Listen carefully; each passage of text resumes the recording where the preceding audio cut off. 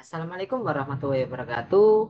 Sebelumnya perkenalkan saya Rizky Setiawan, mahasiswa Universitas Erlangga di program studi fisika dengan NIM 182221003. Di sini saya akan menjawab pertanyaan yang diberikan oleh dosen pengampu saya di mata kuliah fisika komputasi, yakni Bapak Sugianto Sulistiono, terkait soal yang harus dijawab untuk menjadi syarat di ujian tengah semester.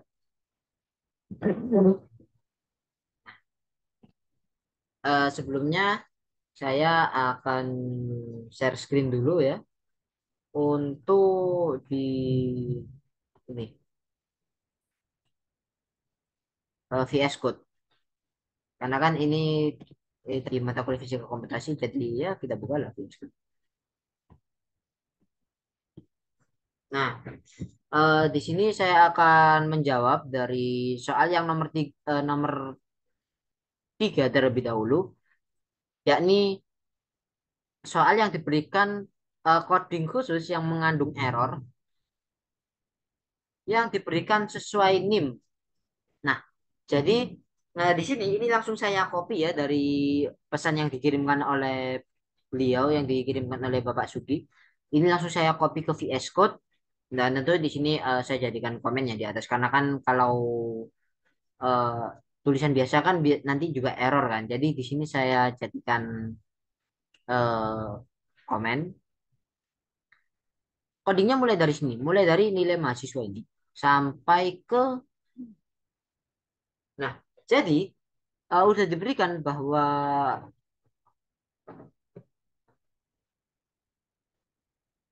eh, jadi sebelumnya udah diberikan data dari nilai mahasiswa untuk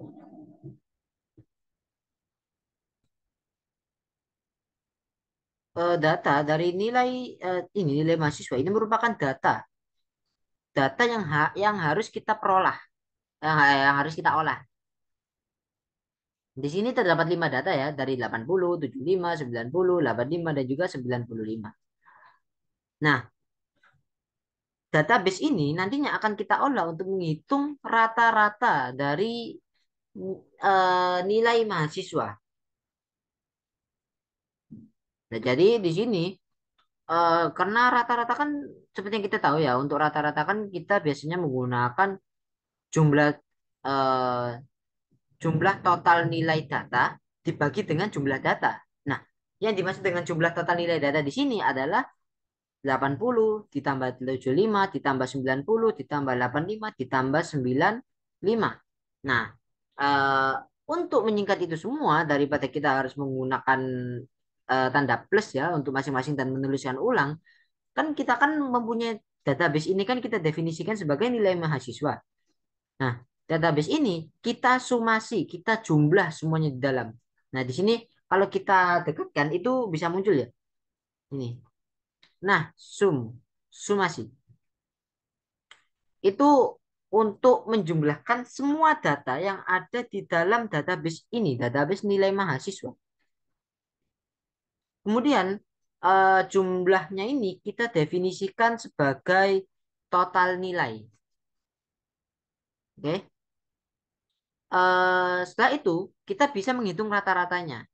Untuk rata-rata sendiri, ya seperti yang saya bilang tadi, yakni jumlah total dari nilai ini, total nilainya dibagi dengan jumlah data. Nah, di sini jumlah data itu beda dengan yang tadi. Kalau yang tadi kan 80 tambah 75 tambah 90 dan lain-lain itu kan. Tapi kalau jumlah data itu jumlah datanya ini. Di sini kan ada berapa nilai? Ada 5 nilai. Lah, yang dimaksud jumlah data itu adalah 5 nilai itu. Berarti ada 5 data. Ada 5 data nilai di dalam database nilai mahasiswa. Nah, untuk memunculkan itu, untuk menghitung itu, daripada kita harus menghitung satu-satu, oke lah, ini angkanya cuma 5. Tapi kalau misalnya angkanya ribuan, angkanya jutaan, kan kita juga tidak mungkin untuk menghitung satu persatu. Dan juga human error kan pasti besar sekali kalau kasusnya seperti itu. Jadi kita bisa menggunakan fungsi len. Len bukan logaritma natural ya. Bukan logaritma natural, tapi len. Len itu untuk mencari jumlah data di database. Nah, jadi ini kan kumpulan data ya, nilai mahasiswa ini, database-nya. Berapa sih jumlah data di dalam kumpulan data ini? Nah, itu kita pakai fungsi len. Kalau misalnya ini tadi kan total nilai kan udah ya. Ini kan didefinisikan sebagai jumlah total nilai dari ini semua. Dari 80 tambah 75 tambah 90 tambah 85 tambah 95. Kalau len berarti ya munculnya pasti 5. Pasti 5 nanti munculnya. Karena di sini juga hanya 5 data kan. Ya sesuai lah sama jumlah data di database-nya. Tapi ini ada, nah ini juga udah diinfokan ya sama beliau. Ada kesalahan dalam perhitungan rata-ratanya. Nah, kalau kita run, nggak bisa, pasti munculnya error. Padahal secara rumus itu udah betul, udah benar secara rumus, tapi error. Nah, di Python, sintaks itu sangat berpengaruh ya. Dan di sini juga langsung diinfokan kan, di sini saya pakai VS Code ya. Jadi langsung diberitahu bahwa yang error di sini itu sintaksnya mengalami error, sintaks error. Sintaks errornya itu di bagian mana? Kurungnya. Kurungnya itu nggak pernah ditutup. Nah, ini oke datanya cuma berapa baris ini ya? Paling cuma 5 baris. Kalau datanya banyak, nah daripada kita harus nge-scroll nyari satu-satu gitu, ini kan dikasih tahu ya di line 9 di baris ke 9. Kita bisa langsung pakai kontrol, kita pakai CTRL, terus kita klik. Nah, muncul langsung ke barisnya. Nah, langsung kita cari mana yang error. Oh, ternyata di sini. Ini kurang apa? Kurang kurung tutup. Nah, jadi kita kasih kurung tutup, masalahnya selesai. Sudah, itu sudah menjawab dari soal nomor 3 untuk NIM 3. Ini sesuai ya dengan NIM saya, karena NIM saya kan eh, terakhirnya itu 03 ya, 182221003. Jadi soal per NIM ini udah sesuai dan sudah teratasi. Ternyata cuma kurang kurung tutup saja. Walaupun cuma kurang satu kurung tutup, tapi kalau di pemrograman itu pengaruhnya banyak. Eh, Programnya jadi nggak bisa dijalankan. Karena kenapa? Di akhir kan kita harus ngeprint, menampilkan ini stringnya yakni rata-rata nilai mahasiswa dan memunculkan data rata-rata, datanya ini rata-rata. Sementara data rata-rata ini kita definisikan dari total nilai dibagi dengan len dari nilai mahasiswa. Jika fungsi len-nya bermasalah, maka otomatis rata-ratanya juga bermasalah. Kalau rata-ratanya bermasalah, maka di print saat kita di fungsi akhir, paling akhirnya itu waktu kita ngeprint, itu juga akan bermasalah.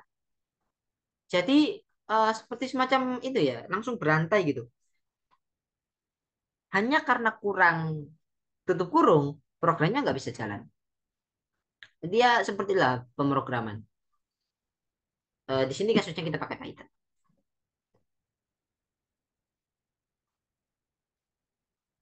Baik,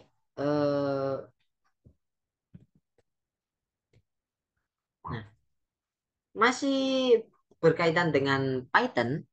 Di sini saya akan membahas ke soal kedua. Tadi kan soal nomor 3 ya. Nah, sekarang saya akan ke soal yang nomor 2, yakni tentang perbedaan Python, bahasa pemrograman Python dibandingkan dengan bahasa pemrograman yang lain. Nah, kita ke kelebihannya terlebih dahulu ya. Di sini saya tidak bisa menampilkan PPT-nya ya, karena PPT-nya saya buat untuk nanti untuk mekanisme sorting. Jadi kita ke kelebihan Python terlebih dahulu daripada bahasa pemrograman yang lain. Di Python, sintaksnya itu lebih mudah dipahami. Karena kenapa? Python itu bahasa pemrograman yang bahasanya itu lebih mengarah ke bahasa manusia. Jadi kayak human like language. Bahasanya itu lebih mirip ke bahasa manusia dibandingkan dengan bahasa mesin. Kalau bahasa pemrograman yang semakin mirip dia ke bahasa mesin, maka semakin sulit untuk semakin sulit sintaksnya. Kalau untuk mudah sulitnya dipelajari itu kan ya tergantung dari orangnya masing-masing ya. Tapi ini secara umum aja. Kalau sintaksnya mudah dipahami, maka untuk mempelajarinya itu juga akan lebih mudah gitu. Dan sintaks di Python itu kebanyakan itu juga menggunakan bahasa yang mirip dengan bahasa manusia, menggunakan bahasa Inggris, kadang juga bahasa Latin.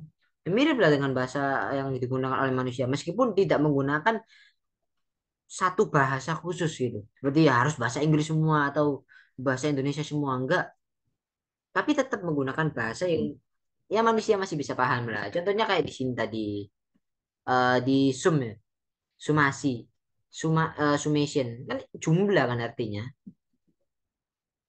Terus untuk rata-ratanya juga sebenarnya kita bisa langsung gitu pakai average. Average kan juga artinya rata-rata. Nah, bahasanya kan mirip, lebih mirip ke bahasa manusia dibandingkan dengan bahasa mesin. Kemudian selanjutnya yakni ekosistemnya. Jadi ekosistem dari Python itu lengkap.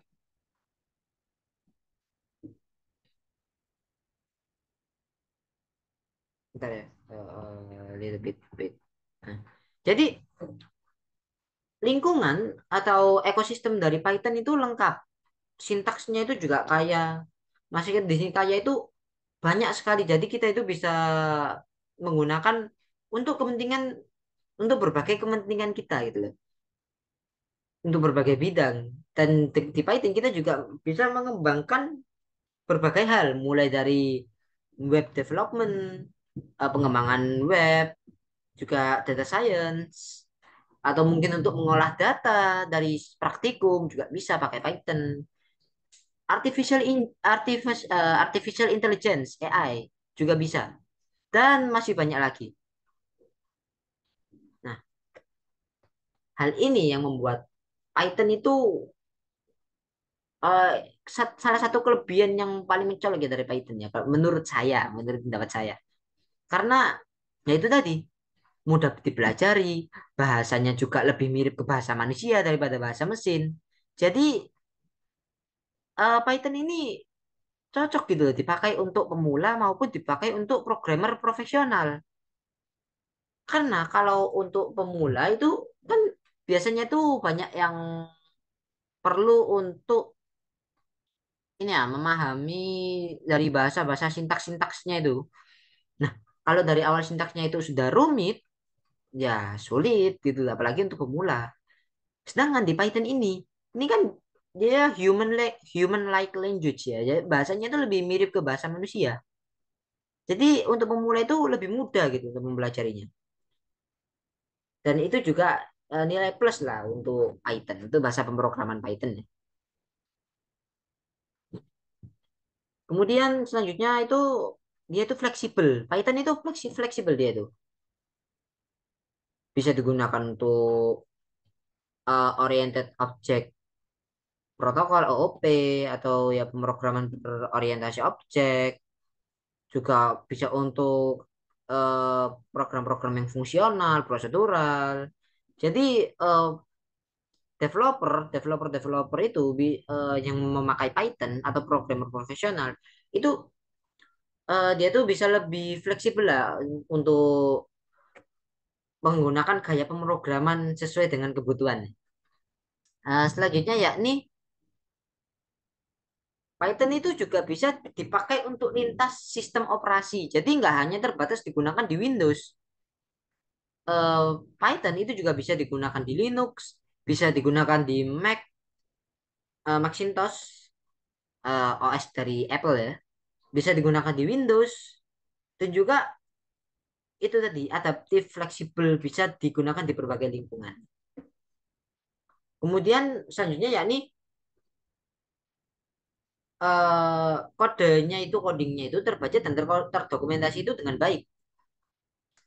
Sehingga karena Python itu mendorong praktik penulisan kode yang bersih dan terbaca dan juga memiliki alat bantu dokumentasi yang kuat seperti Spring ya salah satunya. Kemudian selanjutnya yakni nilai plus Python itu di skalanya, skalabilitasnya. Jadi dulu awalnya Python itu nggak dibuat untuk umum gitu loh. Cuma dibuat untuk kebutuhan-kebutuhan yang simpel-simpel aja lah. Tapi seiring dengan perkembangan perkembangannya, sekarang Python tuh bisa digunakan untuk berbagai hal-hal yang kompleks, sampai untuk mengolah data dari sebuah eksperimen yang sangat ribet itu bisa Python dipakai itu. Jadi eh, Python itu menurut saya ini skalanya itu sudah sangat luas sekali. Bisa dipakai untuk kebutuhan kecil, kayak ya, kayak ini tadi, sekedar menghitung rata-rata dari nilai mahasiswa itu kan. Ataupun untuk mengolah data yang besar gitu, mengolah database, gitu. Mengolah apa ya, untuk data science, itu bisa Python. Jadi Python itu menurut saya itulah kelebihan-kelebihan yang membedakan Python dibanding dengan bahasa pemrograman yang lain. Tapi tentu karena eh, bahasa pemrograman seperti Python itu kan bukan berarti dia nggak punya kekurangan ya. Pasti lah punya. Pasti punya kekurangan. Yang pertama, Python itu kinerjanya itu lebih lambat lah dibanding dengan bahasa pemrograman yang lain, dibandingkan dengan C++ ataupun Java ya. Karena ya itu tadi, Python kan di apa ini diinterpretasinya itu dinamis. Jadinya itu kurang efisien. Kalau untuk pengolahan data yang besar, itu Python itu kalau yang apa skalanya itu masif ya, besar banget ya. Itu kurang rekomend lah. Kemudian penggunaan memori yang besar, terus untuk pengembangan game ya. Untuk pengembangan game itu juga Python itu masih sangat terbatas gitu loh. Dan juga untuk yang sangat apalagi yang sangat grafis itu. Karena kalau untuk kinerja grafis yang tinggi itu kebanyakan itu makanya ya C++ gitu lah atau bahasa pemrograman yang lain.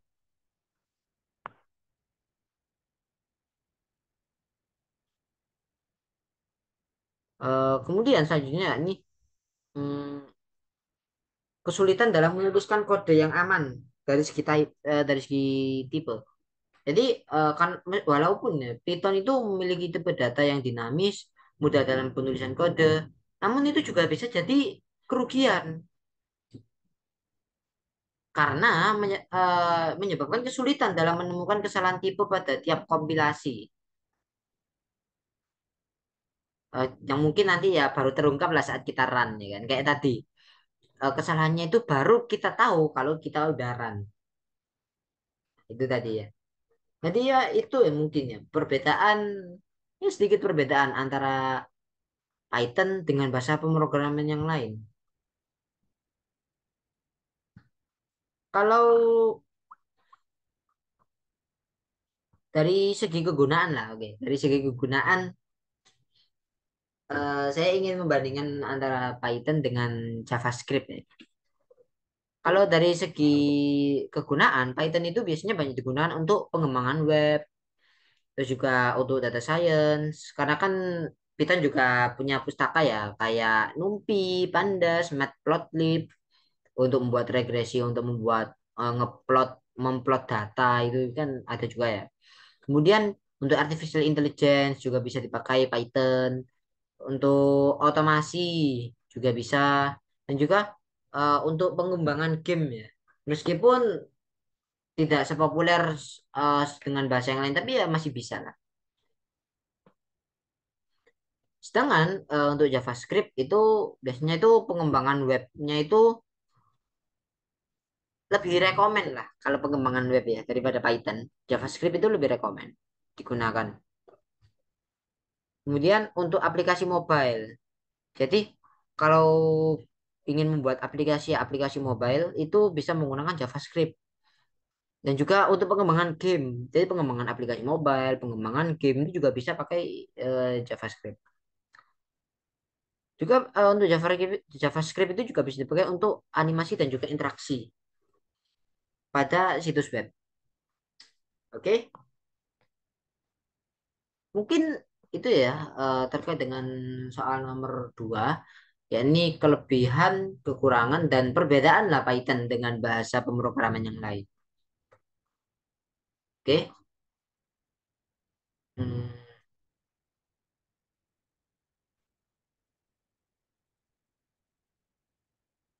Bentar ya, sebentar. Nah,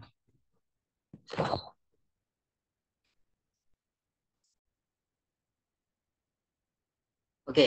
Nah, selanjutnya saya akan menjelaskan untuk soal yang pertama ya, yakni menjelaskan tentang algoritma atau mekanisme dari sorting. Ya, di sini saya udah buat PPT juga. Akan saya share dulu ya. Nah, ini dia. Oke, nice. Biar saya fullkan dulu. Nah, oke. Jadi di sini saya akan menjelaskan tentang algoritma dari sorting. Jadi secara umum apa sih sorting itu ya?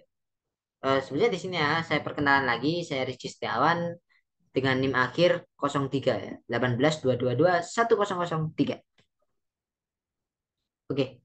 Jadi eh, sorting itu algoritma yang digunakan untuk mengurutkan data. Ya. Itu mengatur elemen-elemen dalam sebuah kumpulan data ke dalam urutan tertentu. Bisa dari urutan terkecil menuju paling besar, dari paling besar menuju paling kecil, atau bisa dari abjadnya juga bisa, diurutkan berdasarkan abjad, diurutkan berdasarkan angkanya, bisa. Tujuannya, yaitu tadi, untuk menyusun data. Secara garis besar gitulah. Ya kan? Untuk kalau udah diurutkan itu untuk apa terusan? Nah, fungsi lainnya ya ini untuk memudahkan pencarian untuk memudahkan pencarian, untuk analisis data maupun untuk pemrosesan yang lebih lanjut gitu. Nah, selain itu masih banyak algoritma apa ini fungsi-fungsi lain dari algoritma sorting ini ya. Tapi sorting itu punya lah beberapa jenisnya ya. Ya ini di sini langsung aja saya spill ya. Nah, ini tutup. Oh, udah ditutup. Oke. Jadi di algoritma sorting itu ada beberapa jenis ya. Secara garis besar lah ya ini bubble sort, selection sort, insertion sort, merge sort maupun quick sort.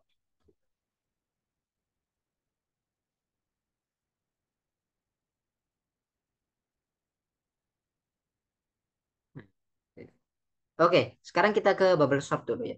Bubble sort yaitu salah satu algoritma pengurutan sederhana yang bekerja dengan cara membandingkan dan menukar secara berulang pasangan-pasangan elemen yang bersebelahan dalam kumpulan data. Sehingga seluruh kumpulan data itu terurut. Nah, jadi gini, kalau bubble sort itu yaitu caranya itu membandingkan ya, membandingkan dan menukar elemen secara berulang dari pasangan-pasangan elemen yang bersebelahan. Jadi dia itu dari sebelahnya dulu gitu, urut. Nah, bubble sort itu salah satu algoritma itu yang paling mudah dipahami, tapi juga paling lambat gitu. Jadi dia itu untuk dipahami itu paling mudah, tapi dia itu yang paling lambat gitu dibandingkan dengan algoritma yang lain. Apalagi untuk kumpulan data yang besar. Oke, selanjutnya yakni untuk mekanisme dari bubble sort ya. Ya ini yang tadi awalnya itu algoritma itu dimulai dengan membandingkan elemen pertama dengan elemen kedua. Nah, jika elemen pertama itu lebih besar daripada elemen kedua, dalam hal ini tuh kasus sortingnya itu dari kecil ke besar ya. Jadi kalau elemen pertamanya itu dia lebih besar daripada elemen kedua, maka keduanya itu ditukar posisinya, dibalik gitu. Nah, Jika elemen pertama itu udah lebih kecil, barulah elemen yang kedua itu dibandingkan lagi dengan yang lain. Jadi gitu, dia tuh urut gitu ke sebelahnya gitu ya. Terus selanjutnya itu ya ini iterasinya itu setelah langkah pertama selesai, algoritma akan berlanjut dengan membandingkan elemen kedua, lanjut ke elemen ketiga, dan seterusnya sampai ke elemen terakhir. Nah, pada setiap langkah iterasi, pasang-pasangan elemen yang bersebelahan yang dibandingkan itu jika ditemukan pasangan yang tidak terurut, maka akan ditukar. Ya, kayak yang tadi langkah awal itu. Nah, terus kegiatan itu akan terus berulang, berulang, berulang terus sampai urut. Ya. Sampai dalam satu iterasi penuh melalui seluruh kumpulan data. Nah, kalau udah penuh berarti datanya sudah terurut. Nah, dalam kasus ini itu urutan datanya dari kecil ke besar.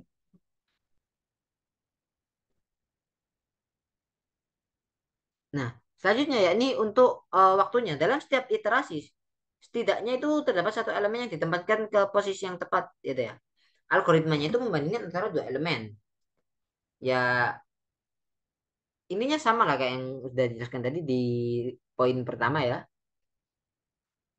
Bedanya ini tambahan aja.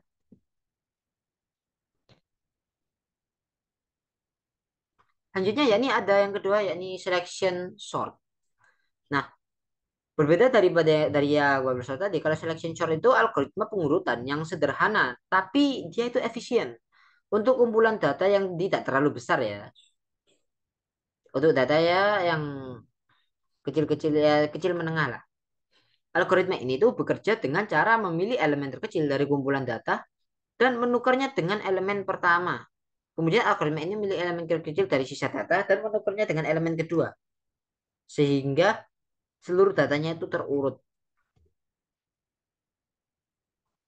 Ya, dalam kasus itu mungkin dari kecil itu ya, dari kecil ke besar. Kemudian langkah awalnya itu algoritmanya itu memulai dengan menetapkan indeks awal gitu. Jadi ditentukan dulu indeks awalnya berapa. Nah, biasanya itu kalau di Python indeks awalnya itu nggak dimulai dari satu, tapi dari nol. Oke. Sebagai indeks elemen yang akan dibandingkan dengan elemen lain dalam kumpulan data. Kemudian selanjutnya ya, ini pemilihan elemen terkecil. Untuk pemilihan elemen terkecilnya itu algoritmanya akan mencari elemen terkecil dari sisa kumpulan data. Nah, kalau udah ketemu, jadi cara mencarinya itu dari elemen dengan indeks yang lebih besar, dari indeks elemen yang sedang diperiksa. Untuk melakukan algoritmanya itu membandingkan setiap elemen dengan elemen terkecil yang telah ditemukan sejauh ini. Dan nanti kalau udah ketemu ya, itu dibandingkan lagi dengan data awalnya tadi. Kecilan mana gitu loh. Oke, kalau udah, lanjut ke yang ketiga, ini menukar elemen. Nah, bedanya apa sih sama yang bubble sort tadi? Kalau bubble sort tadi kan dia urut ya, ke samping, samping, ke samping gitu kan. Tapi ya itu tadi, itu yang membuat bubble sort itu lambat. Kalau selection sort, enggak, dia itu langsung dibandingkan dengan indeks awalnya. Nanti kalau ada yang lebih kecil, langsung ditaruh di awal. Dibandingkan lagi ada yang lebih kecil dari yang awal, baru ditaruh lagi. Gitu, selection sort. Jadi dia itu efisien kalau datanya itu nggak terlalu banyak. Karena itu tadi. Tapi kalau datanya banyak, ya nggak efisien. Jadi di sini efisien itu dia itu bisa cepat gitu loh. Bisa cepat kalau datanya itu nggak terlalu banyak. Nah, itu ya. Lanjut kita ke insertion. Ke insertion sort. Nah, jadi untuk insertion sort itu algoritma pengurutan itu yang bekerja dengan cara membandingkan setiap elemen dalam kumpulan data dan menyisipkan ke posisi yang tepat dalam segmen yang sudah terurut. Nah, ini algoritma ini mirip lah dengan cara kita mengurutkan kartu ya. Kalau kita punya lagi main kartu gitu kan biasanya kan kita ngurutin data kan, ngurutin kartunya kan. Nah, itu sifatnya itu mirip lah sama insertion. Dari kata insert, jadi kan memasukkan data kan, menyisipkan. Insert kan menyisip. Nah, jadi sistem sortingnya kali ini kalian bubble tadi kan dia itu urut yang membandingkan dengan sebelahnya gitu kan. Kalau yang selection tadi dia membandingkan dengan ke indeks awalnya. Kalau yang insert ini dia menyisipkan ke posisi yang tepat dalam segmen yang udah terurut. Jadi misalnya ada data 1 sampai 10 tapi acak gitu ya. Data pertamanya itu misalnya satu, terus data yang di urutan datanya itu misalnya satu, terus ada tiga, terus lainnya itu urut. Nah, habis 10 itu ada angka dua. Nah, duanya itu nanti akan disisipkan di antara satu dan tiga. Ya, secara garis besar seperti itulah untuk algoritmanya, untuk mekanismenya, ya kan? Kayak ini kalau untuk lebih detailnya ya. Jadi awalnya itu algoritma itu akan membagi kumpulan data itu menjadi dua bagian, yakni segmen yang udah terurut dan segmen yang belum terurut. Nah, pada awalnya segmen yang terurut itu hanya terdiri dari satu elemen, ya kan namanya aja datanya acak gitu ya kan. Ya pasti yang ya diambillah satu elemen dulu. Kemudian elemen pertama ini baru nanti eh, elemen pertama dari kumpulan data itu dan elemen kedua itu ya ini yang belum terurut. Kalau udah baru dibandingkan dan disisipkan. Jadi misalnya dari data yang tadi 1 sampai 10 acak gitu ya. 1, 3, 7, 5 gitu dan lain-lain. Nah, yang diambil untuk data yang urut itu cuma angka satu. Cuma angka satunya aja. Angka lainnya itu dianggap belum terurut. Meskipun kan ada angka 3 kan di situ. Nah, dia dianggap belum terurut gitu loh. Baru kalau udah ada dua segmen kan ini. Nah, segmen yang kedua itu baru nanti akan eh, dibandingkan dan disisipkan gitu. Jadi algoritmanya itu akan membandingkan setiap elemen dari setiap segmen yang belum terurut dengan elemen dari segmen yang udah terurut gitu. Jadi kayak tadi, angka satu dibandingkan dengan angka 3 besar mana? Oh, besar 3 ya udah ditaruh di belakangnya angka satu gitu. Terus selanjutnya misalnya ada angka 2 gitu. Angka 2 bandingin sama angka satu. Oh, dia itu lebih besar, taruh di belakangnya angka satu. Tapi dia dibandingin sama angka 3 lebih besar nggak gitu. Oh, ternyata dia lebih kecil daripada angka 3. Ya udah taruh di depannya angka 3. Jadi dia disisipin di antara angka satu dan angka 3 untuk angka duanya. Dan eh, algoritma ini dia itu berulang gitu loh, berulang sampai bukan satu segmen ya, satu iterasinya itu selesai semua gitu, sampai seluruh datanya itu selesai terurut.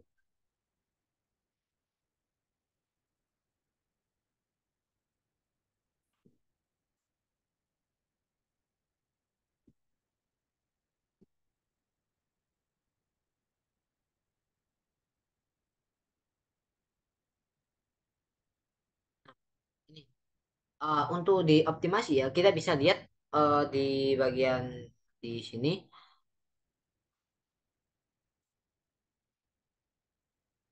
memiliki keunggulan untuk kasus khusus, yakni kumpulan data yang hampir terurut. Jadi kalau misalnya insertion sort, karena kan dia kan sistemnya itu menyisipkan ya. Jadi kalau udah datanya itu hampir terurut gitu ya, datanya misalnya udah bagus nih, cuma ada beberapa aja yang ngacak gitu loh. Ya mungkin nggak sampai lah lebih dari 50% datanya itu yang teracak gitu. Sisanya udah urut kayak tadi satu, terus tiga, lainnya dari tiga sampai belakang itu urut. Cuma angka angka duanya aja yang di ujung belakang sendiri gitu kan. Nah, itu bisa dipakai.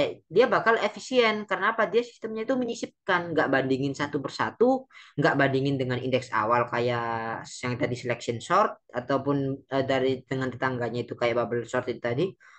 Jadi dia itu bisa lebih efisien. Jadi tergantung lah dari bentuk datanya itu gimana. Oke, lanjut yang ke nomor 4. Ini ada merge sort.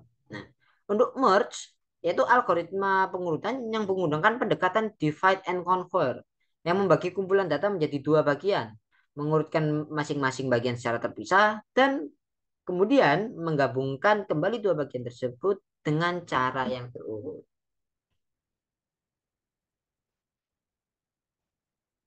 Kayak gini. Untuk algoritmanya ini untuk pembagian kan ini kan ada dua kali kan. Pembagian, divide, dan pengurutan conquer. Jadi untuk pembagiannya dulu yakni dimulai dengan membagi kumpulan data menjadi dua bagian yang sama besar. Nah, itu ya itulah bisa dibaca di PPT-nya ini secara rekursif sehingga setiap bagian hanya memiliki satu elemen. secara otomatis dianggap sudah terurut. Dan yang kedua yakni pengurutan. Setelah kumpulan datanya dibagi menjadi bagian-bagian yang lebih kecil, algoritma akan mengurutkan setiap bagian secara terpisah dengan menggunakan rekursi. Proses ini dilakukan sehingga semua bagiannya itu terurut. Nah, kan udah ada dua nih, dua yang sama-sama urut. Cuma ya mungkin ada gap lah. Kemudian baru di merge, digabungkan. Jadi mekanismenya itu kayak gitu. Nah, ini ya untuk kompleksitas waktunya itu merge itu relatif itu efisien. Itu relatifnya efisien lah. Nah, kalau keunggulannya ya ini kinerjanya itu stabil dan tidak dipengaruhi oleh urutan awal dari kumpulan data. Algoritma itu juga bisa diimplementasikan secara paralel. Jadi ini tuh memungkinkan untuk memanfaatkan kecepatan pemrosesan. Jadi untuk memprosesnya itu bisa lebih cepat gitu. Pada sistem yang memiliki beberapa prosesor ya, kayak yang dual prosesor. Nah itu bisa lah pakai merge sort ini karena dia itu lebih efisien, gitu, lebih cepat. Tapi ya tetap ya punya kekurangan. Nah kurangnya ini merge sort itu membutuhkan ruang tambahan untuk menyimpan gitu. Nah, biasanya itu kalau memorinya terbatas, nah itu jadi kendala ya, menjadi sebuah kendala untuk merge sort. Nah, ini yang terakhir di list ini ya. Mungkin ada yang lain yang saya belum tahu. Ya bisa lah sampai di komen. Oke. Ini ya ini quick sort. Untuk quick sort sendiri ya ini algoritma pengurutan yang menggunakan pendekatannya tadi divide and conquer. Ya ini memilih elemen pivot dari kumpulan data, kemudian mempartisi data ke dalam dua bagian. Satu dengan elemen yang lebih kecil dari pivot dan satu elemen yang lebih besar. Ya, jadi dibagi dua. Satu itu lebih kecil dari pivot, ya satu itu lebih besar dari pivotnya. Proses ini diulangi secara rekursif hingga seluruh data itu terurut. Nah, mekanismenya yakni algoritmanya itu memilih salah satu elemen dari kumpulan data sebagai pivot. Pemilihan pivotnya itu dapat dilakukan dengan berbagai cara, misal dengan memilih elemen pertama atau elemen terakhir atau mungkin elemen tengah ya dari kumpulan datanya. Kemudian pemilihan pivotnya itu pemilihan pivot yang baik itu penting untuk menghindari kinerja yang buruk, terutama pada kumpulan data yang hampir terurut ya. Kayak karena yang tadi udah dijelasin ya kalau hampir terurut ya pakai insertion aja gitu kalau datanya itu hampir terurut. Tapi kalau mau pakai quicksort ya nggak apa-apa gitu ya. Cuma ya itu tadi kinerjanya nanti buruk. Kemudian yang kedua yakni partisi data. Setelah pivotnya dipilih, algoritma itu mempartisi.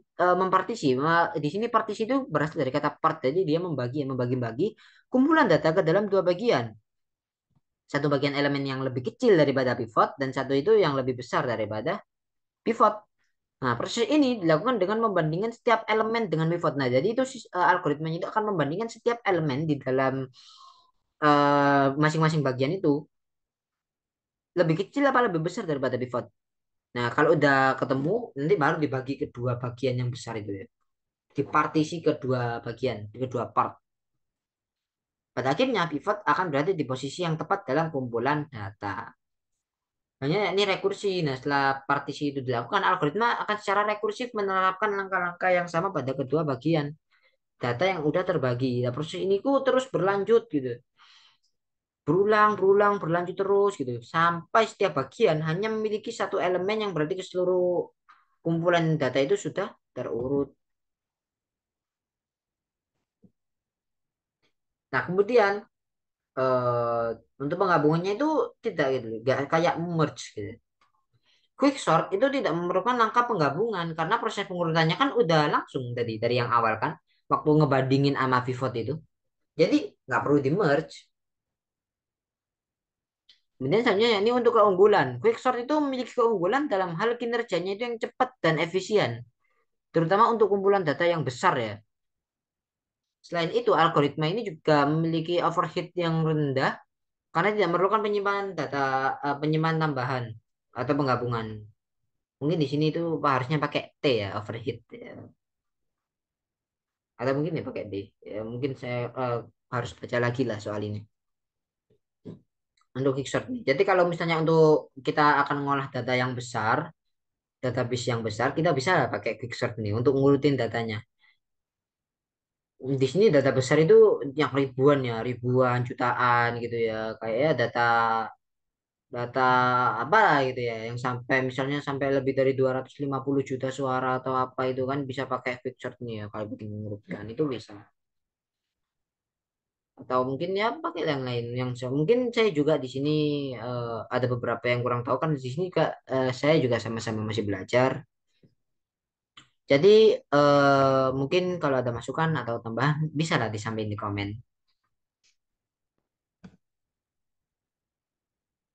Oke, itu aja dari saya. Kurang lebihnya mohon maaf.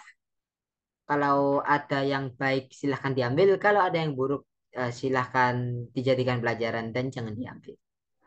Kurang lebihnya mohon maaf. Wassalamualaikum warahmatullahi wabarakatuh. Dan selamat pagi, siang, sore, malam tergantung di tempat kalian berada. Oke, and goodbye. Nah, saya stop share dulu.